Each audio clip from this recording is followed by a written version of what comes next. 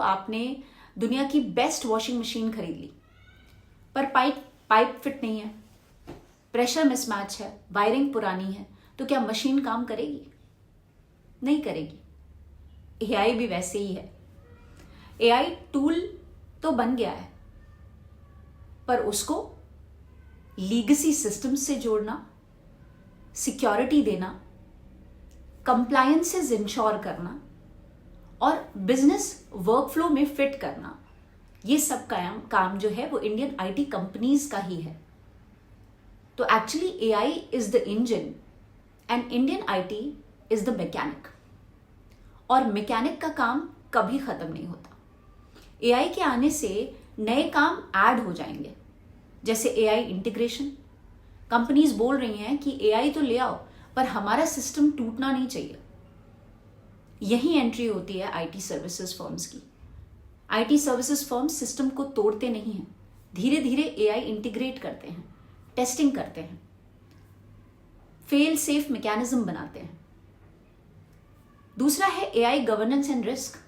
AI गलत decision ले सकता है, बायस्ड हो सकता है, लीगल रिस्क हो सकता है। एंटरप्राइज को चाहिए AI auditors, compliance partners, risk managers. ये सब हाई वैल्यू आईटी सर्विसेज हैं। बिलेबल आवर्स डेफिनेटली कम होंगे, पर वैल्यू प्राइसेस डेफिनेटली बढ़ेंगी।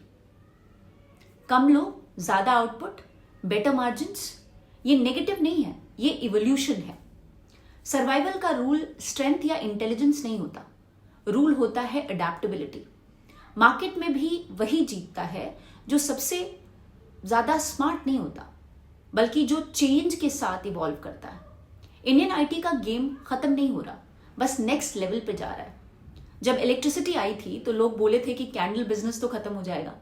कुछ कैंडल कंपनीज जरूर बंद हो गई, पर कुछ कैंडल कंपनीज ने क्या किया, उन्होंने खुद को रीइन्वेंट किया।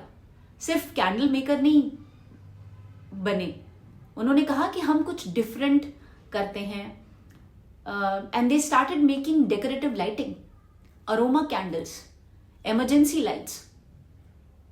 जो सिर्फ प्रोडक्ट से अटैच रहे वो खत्म हो गए, ऑब्सोलीट हो गए। जो पर्पस समझ गए वो सरवाइव ही नहीं बल्कि ग्रो भी हुए।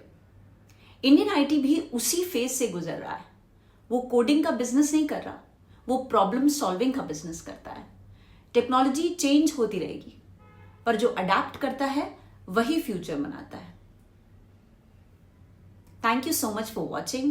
We will be back again with another interesting update. Till then, stay safe.